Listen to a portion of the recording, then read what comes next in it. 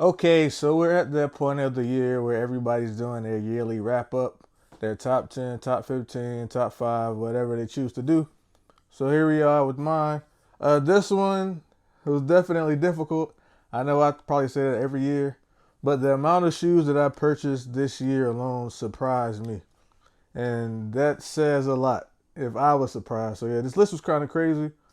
For reference, I narrowed it down to like 15 and an honorable mention, and then I went back and redid it.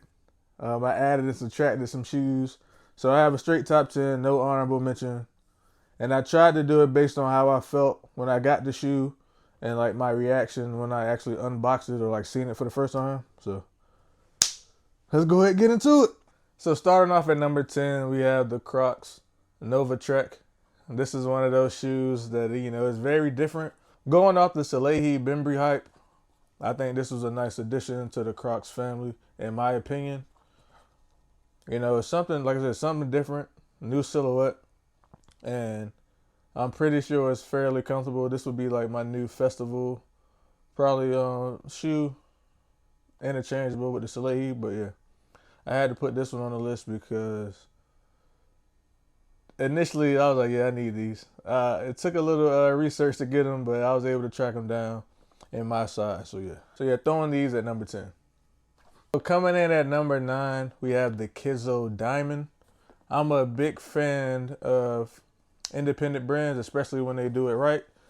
And they definitely did this denim colorway justice. As you can see, it's not your average denim.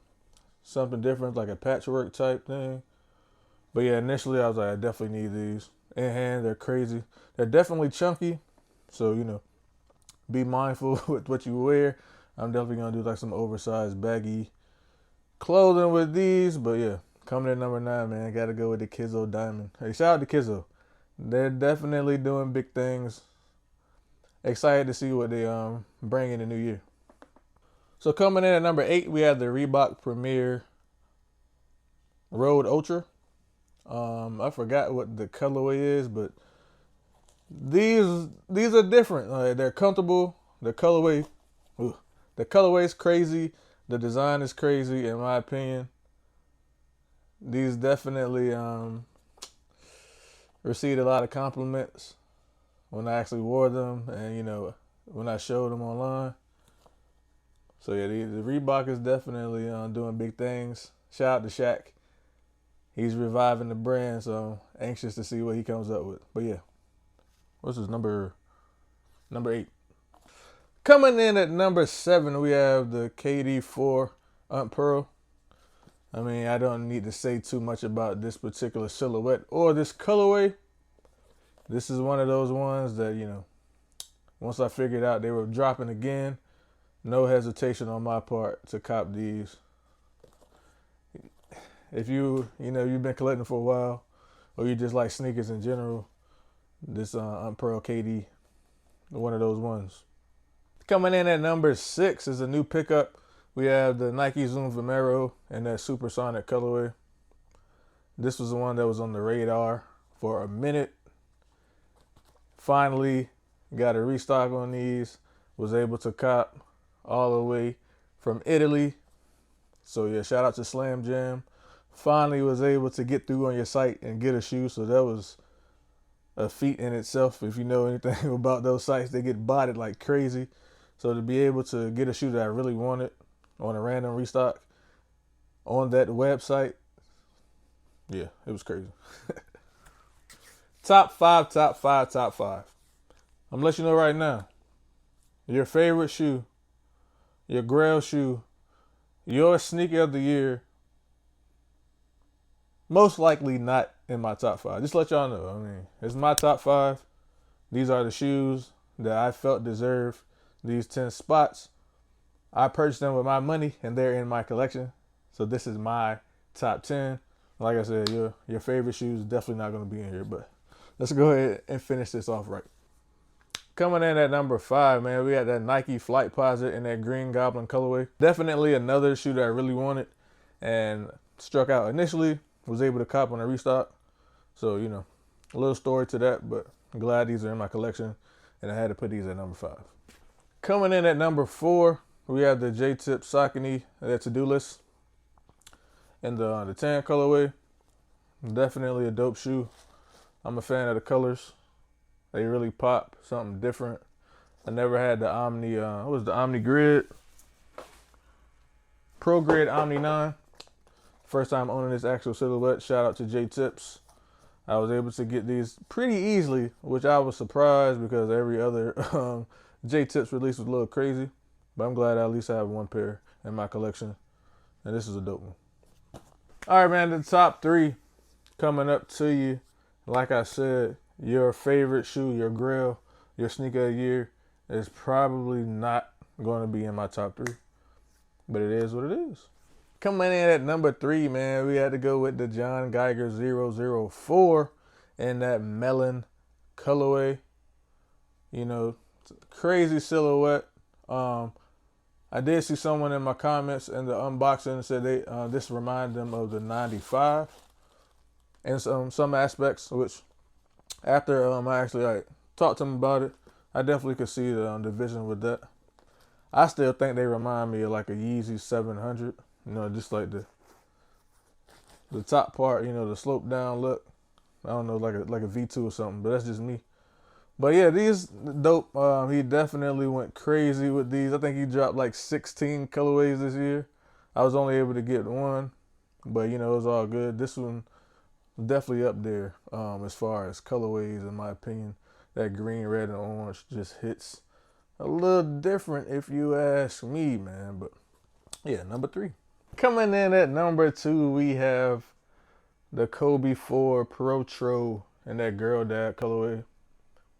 This green suede nubuck just look crazy, like a New York Liberty type colorway. See the girl dad stitched on the tongue, or the back of the tongue. No kids.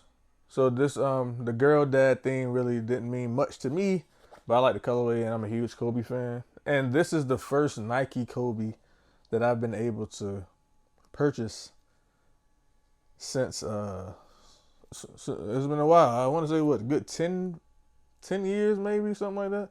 Because of course after the tragedy, everybody wanted something to, you know, to remind them of Kobe, or they just wanted something to resell because, you know, that's the thing that people do now.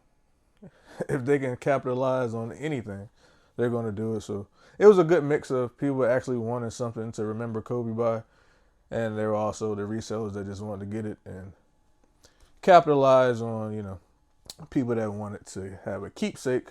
So saying all that to say, this is my first pair that I was able to get retail since. So definitely special. So I had to put that in my top 2. And number 1 is one of those shoes that I've been wanting for a while.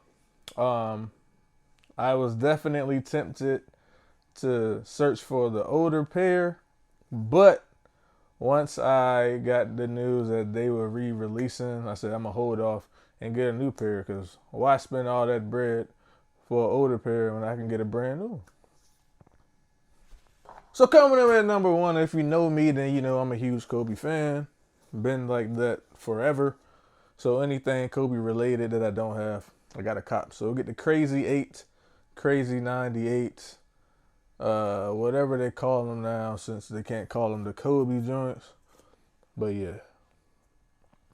And that the All-Star colorway. This is one of those joints where like it's real subtle, but I like the pop of purple and gold up here on that black and white. I mean, most people don't really care, but it makes a big difference to me compared to the actual, you know, regular black and white Crazy 8. So yeah, anything with a Lakers theme, something that Kobe actually wore, and you have like proof and footage that he actually wore these, definitely needed them in my collection. So yeah, that is my top 10 of 2024, man. Let me know what y'all think down in the comments below. I want to say this is the first year that I'm actually dropping this in 2024. Usually time gets away from me and I don't drop it into the new year. But yeah, this is definitely going to go up. I want to say Sunday or Monday. So these will definitely be out before the year is over. But it's been a crazy year for me sneaker wise. Like I said, I bought a lot of shoes this year, surprisingly. I did get rid of a lot too. So the crazy run I had in the last month or two has been outrageous. It's like getting rid of a lot of shoes, and then a lot of stuff that I wanted, or a lot of stuff just started falling into my lap afterwards. It was like, it's so crazy. Definitely fortunate to be able to make these YouTube videos, be able to like buy shoes that I really want, buy shoes that I missed out on when I was younger. You know, just buy shoes that have a special meaning to me, some way, some form. It's just it's a blessing, to be honest. You know, a lot of people say it's a stupid hobby, or you know, you wasting money. Who cares? It's just shoes.